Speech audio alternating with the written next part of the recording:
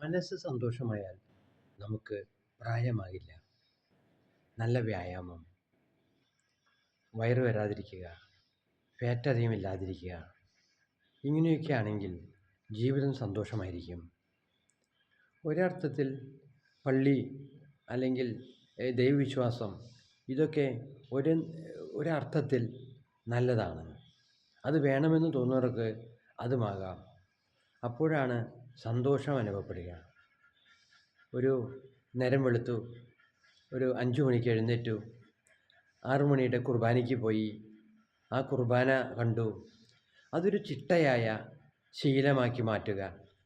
അല്ലെങ്കിൽ പള്ളിയുടെ ഏതെങ്കിലും സംഘടനയുടെ അധികാരം ഏറ്റെടുക്കുക, ചെറിയ ചെറിയ അധികാരങ്ങൾ ഏറ്റെടുക്കുക. ഇതൊക്കെ ശരിക്ക് ഒരു വലിയ സമൂഹത്തിൻ്റെ മുന്നിൽ നമുക്കൊരു അംഗീകാരവും അധികാരവും സുഖവും സന്തോഷവും ഒക്കെ ലഭിക്കാൻ നല്ലതാണ്. ഇന്ന് ഞാൻ ഒരു എൻ്റെ ഫേസ്ബുക്കിൽ പരിചയമുള്ള ഒരാൾ എൻ്റെ ലൈവ് കണ്ടിട്ട് ആണെന്ന് തോന്നുന്നു എന്നെ അതിൽ ലൈക്ക് ചെയ്തു. MA ജോയി എന്നാണ് അയാളുടെ പേര്. ഞങ്ങൾ ഒരുമിച്ച് പഠിച്ചിട്ടുള്ളതാണ്. ചെങ്ങാലൂർ പള്ളിയുടെ അടുത്താണ് വീട്. അയാൾ അന്നും മാന്യനായിരുന്നു, ഇന്നും മാന്യനാണ്. സമൂഹത്തിൽ നല്ല മാന്യതയോടുകൂടി ജീവിക്കുന്നു. ഭാര്യ ഒന്നും ജോലിക്ക് പോകുന്നില്ല, വീട്ടിൽ തന്നെ ആണ്. അദ്ദേഹത്തിൻ്റെ മകൻ ഇപ്പോൾ കാനഡയിലാണ്, നല്ല ജോലിയിലാണ്. 27 വയസ്സായി.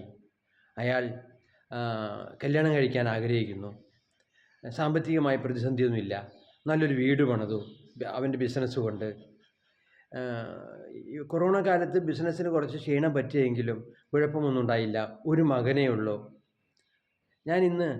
ഞാൻ ചോദിച്ചു, ഒരു മകനായതുകൊണ്ട് നിങ്ങൾക്ക് പ്രയാസമുണ്ടോ എന്ന്. ഇല്ല, അതിൻ്റെ പ്രയാസമൊന്നും ഇപ്പം ഇല്ല എന്നാണ് അയാൾ പറഞ്ഞത്. ശരിക്കും പറഞ്ഞാൽ ഒരു ഉത്തമ കുടുംബം, അങ്ങനെ ഒരു ഉത്തമ കുടുംബമായി എൻ്റെ സഹപാഠിയായ MA ജോയ് ജീവിക്കുന്നു. ഇന്ന് സത്യത്തിൽ രാവിലെ ഒരു ലൈവൊക്കെ എടുത്ത് ഞാൻ കുറച്ച് കഴിഞ്ഞപ്പോൾ എൻ്റെ മനസ്സ് ഡൗണായി പോയതുപോലെ തുടങ്ങി. അപ്പോൾ ഞാൻ ഉച്ചയ്ക്ക് നല്ല മീൻകറിയൊക്കെ കൂട്ടി ഇഷ്ടത്തോടെ ഭക്ഷണം കഴിച്ചു. അത് കഴിഞ്ഞപ്പോൾ എൻ്റെ നിരാശ വർദ്ധിച്ചു വന്നു. എന്തിനാണ് ഞാൻ നിരാശപ്പെട്ടതെന്ന് എനിക്ക് മനസ്സിലാവുന്നില്ല. ഞാൻ നിരാശപ്പെട്ടു. ആ നിരാശയിൽ നിന്ന് ഞാൻ മുക്തനാകാൻ ചെയ്തത് കുറച്ചു നേരം ഉറങ്ങുക എന്നതാണ്. 3:30-ക്ക് ഞാൻ ഉറങ്ങി. അത് കഴിഞ്ഞ് ഇപ്പോൾ 5 മണിയായല്ലോ. ഒരു 4-4:30 ആയപ്പോൾ ഞാൻ ഉണർന്നു. എനിക്ക് മനസ്സിൽ തോന്നി, എന്നെ ജോയി ലൈക്ക് ചെയ്തിട്ടുണ്ടല്ലോ, അപ്പോൾ ഒന്ന് ജോയിയെ വിളിക്കാം. അവൻ്റെ ഫേസ്ബുക്ക് പരിധിയപ്പോൾ അതിൽ നമ്പർ കിട്ടി. നമ്പറിൽ വിളിച്ചു. ഒരു 15 മിനിറ്റിലധികം ഞങ്ങൾ സംസാരിച്ചു. ആ നാട്ടിലെ ഇപ്പോൾ ഓരോ വിശേഷങ്ങൾ. ഞാൻ അവിടുന്ന് പോന്നിട്ട് ആ പള്ളിയായിട്ട് എൻ്റെ തള്ളപ്പള്ളിയാണത്. ഇന്ന് ഞാൻ സ്നേഹപുരം പള്ളി എന്ന് പറയുന്ന വേറെ പള്ളിയിലാണ്. എൻ്റെ തള്ളപ്പള്ളിയാണ് ചെങ്ങാലൂർ പള്ളി. അപ്പോൾ അവിടുത്തെ വിശേഷങ്ങൾ, അവിടുത്തെ കാശുകാരന്മാരുണ്ടായിരുന്നു. ഒരു ആറ്റുപുരം വർഗീസ് അവിടുത്തെ അന്നത്തെ കോടീശ്വരനായിരുന്നു. ഒരു മാർസൻ അന്നത്തെ കോടീശ്വരനായിരുന്നു.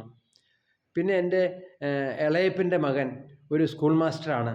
അവനിപ്പോൾ സ്നേഹപുരത്തുള്ള സ്കൂളിൻ്റെ ഹെഡ് മാസ്റ്ററാണ്. അവൻ്റെ ഭാര്യ പള്ളിക്കുന്നത്ത് ജോലി ചെയ്യുന്നു. 2 പേരും എന്ന് പറഞ്ഞാൽ അവർക്കൊരു 2.5 ലക്ഷം രൂപയൊക്കെ ഒരു മാസം വരുമാനം ഉണ്ടാകും. അത് കഴിഞ്ഞ് വിശേഷം പറഞ്ഞു, അവൻ്റെ മകളെ വിവാഹം കഴിച്ചു.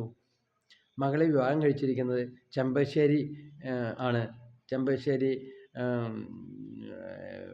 എന്ന് പറയുന്ന മുപ്ലിയത്തുള്ള വീട്ടുകാർക്കാണ് കല്യാണം കഴിച്ചിരിക്കുന്നത്. ചെമ്പകശ്ശേരി എന്ന് പറഞ്ഞാൽ പുതുക്കാട് വളരെ അറിയപ്പെടുന്ന ഒരാളാണ്. അയാൾ ഇന്ന് വലിയ വീടൊക്കെ വെച്ച് അയാൾ വലിയ കോടീശ്വരനാണത്രേ. ചെമ്പകശ്ശേരി എന്താണ് അയാളുടെ ചെമ്പകശ്ശേരി എന്താ പേരെന്ന് ഞാൻ അത്ര ഓർക്കുന്നില്ല. അയാൾ വലിയ കോടീശ്വരനാണ്. അപ്പോൾ ഞങ്ങളുടെ ബന്ധുവായ ഈ മാഷിൻ്റെ മകളെ വിവാഹം കഴിച്ചിരിക്കുന്നത് ചെമ്പകശ്ശേരിയാണ്. അയാളൊക്കെ വലിയ ആളായി. അപ്പോൾ പലരും വലിയ ആളുകളായി. അന്നത്തെ പല വലിയ ആളുകളും ഇന്ന് വലിയ ആളുകളല്ലാതായി. അങ്ങനെയുള്ള വിശേഷങ്ങളൊക്കെ പങ്കുവച്ചു. അങ്ങനെ എനിക്ക് വലിയൊരു ഊർജം അയാൾക്ക് ഫോൺ ചെയ്തതുകൊണ്ട് കിട്ടി. ഞാനിപ്പോൾ കൂടുതൽ സന്തോഷവാനായി. ആ സൗഹൃദത്തെ പുതുക്കിയപ്പോൾ ഞാൻ സന്തോഷവാനായി. ഇനി ഞാൻ നടക്കാൻ പോവുകയാണ്. ഇപ്പോഴാണ് എനിക്ക് നടക്കാൻ പോകുന്നതിന് തന്നെ ഒരു ഊർജം കിട്ടിയത്. ഇനി ഒരു മണിക്കൂറെങ്കിലും നടക്കുക എന്നുള്ളതാണ് എൻ്റെ ആവശ്യം. എൻ്റെ ഒരു ശീലവും. എൻ്റെ പ്രസരിപ്പ് എൻ്റെ മുഖത്ത് തന്നെ എനിക്ക് കാണാനുണ്ട്. ഈ സെൽഫിയിൽ തന്നെ എനിക്ക് കാണാനുണ്ട്.